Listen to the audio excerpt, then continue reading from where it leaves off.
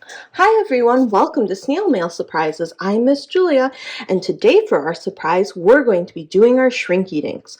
The first thing that you'll want to do for this project is get your grown-up. You will need to use the oven for this project.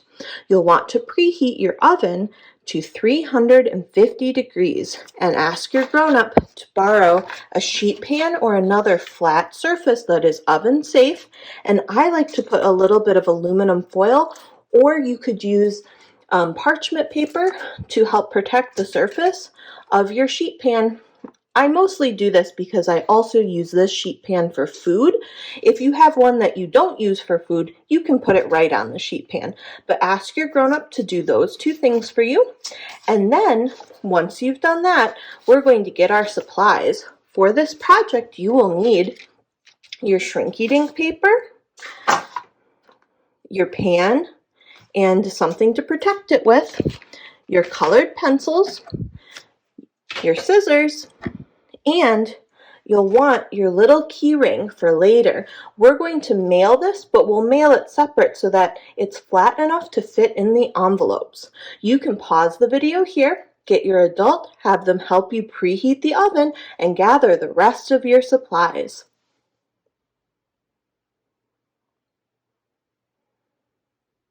Now that you've had a chance to gather your supplies, I'm going to move some things out of the way. And this is our Shrinky Dink paper. One side is shiny and feels smooth. The other side is dull and feels rough. You can hear the noise it makes when I rub my finger across. This is the side, the rough side, that we're going to use our colored pencils on. This is our key ring. It will go in the pre-punched hole, but you're going to leave it out for now. And you'll actually, if you're going to mail this surprise to a friend or loved one, you'll want to mail the key ring separate from our Shrinky Dink surprise. So the first thing I'm going to do is use my colored pencils and draw a design on my Shrinky Dinks. You can draw whatever you want.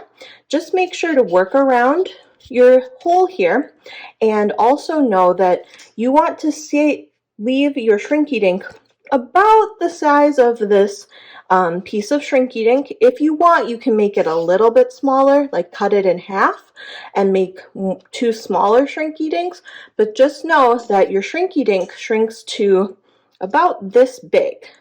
So you don't want to make it too small, because if you start with a piece that's this big, your Shrinky Dink will be very tiny by the end.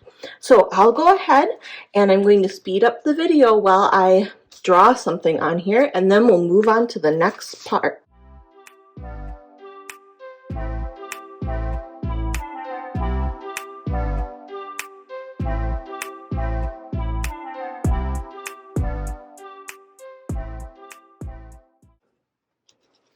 Okay, so I've drawn a big design on mine, but you can choose to do a bunch of little things, one big one, whatever you would like. The next thing I'm going to do is carefully use my scissors and round the corners of my Shrinky Dink. So all I'll do is kind of line my scissors up with the edge and then carefully kind of cut in and round off the corners. You can either round off the corners like this, or if you'd like, you can cut off a bigger part. Just make sure to leave that hole at the top as part of your Shrinky Dink so that you'll be able to turn it into a keychain. If you cut out the hole and don't have it before it goes in the oven, what will happen is the Shrinky Dink plastic gets a lot thicker, and it will be really hard, if not impossible, to put a hole back in. So that's what mine looks like. You just want to make sure there's no pointy edges, because my oven is finished preheating. If there's pointy edges like this, they get really sharp once your Shrinky Dink has shrunk. So I'm going to go ahead and insert some footage of me doing a different Shrinky Dink in a little oven, because it's easier to see in that oven than in my big oven. But I'll come back once my Shrinky Dink is shrunk and show you what it looks like. Just remember to have your grown-up help you with the oven and to be careful once your Shrinky Dink comes out of the oven because it's hot. Hi everyone, welcome to the toaster oven I'm using. I'm borrowing this one from Hoyt because it's kind of hard to film my oven.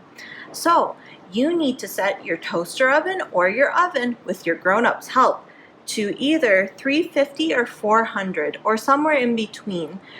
Generally, if your oven works really well, you can do it at 350. This toaster oven runs a little bit low, so I have it up at 400.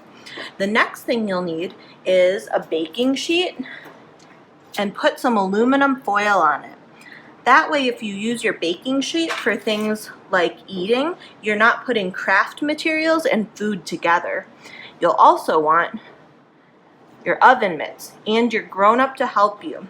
So, put your Shrinky Dink that's ready to go in the oven onto your tray and have your grown-up help you put it carefully in your oven or toaster oven.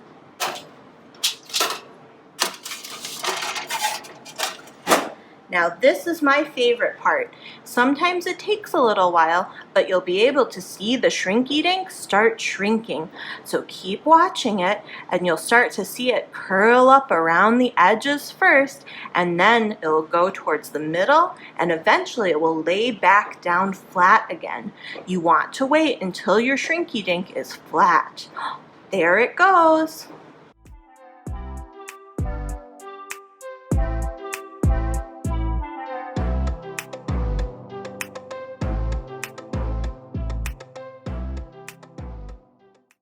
So the Shrinky Dink does that where it curls up on the edges first and then the inside shrinks because the plastic on the outside of the Shrinky Dink gets hot faster, so it contracts or curls up and bunches up faster than the inside does.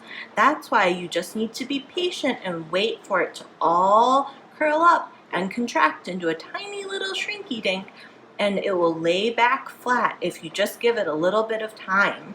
So once your Shrinky Dink is laying pretty much flat like mine is, you can have your grown-up put back on the oven mitts and take it out of the oven or your toaster oven.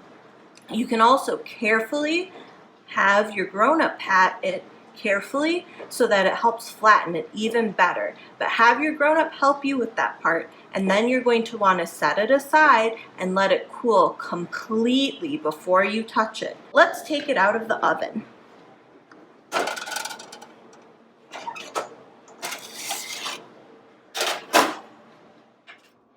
Welcome back everybody. You can see now that my Shrinky Dink is much smaller.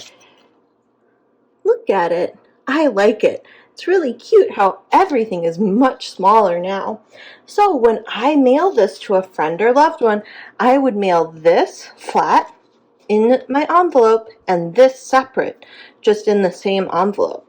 And when my friend or loved one gets it, they can go ahead and attach the keychain ring to their Shrinky Dink. But if you mail it with the keychain ring in there already, it will probably make your envelope a little too tall because this sits up this way from the Shrinky Dink. So you'll just want to mail them separately. And do you see how the hole got a lot smaller too? So that's why you want to make sure to leave the hole if you want your friend or loved one to be able to use this as a keychain. Well, I hope you enjoy making a Shrinky Dink surprise and that your loved one or friend will enjoy getting it. And remember, if your grown-up says it's okay, you can post a picture of your Shrinky Dink in the classroom. I'll see you in the next one. Bye!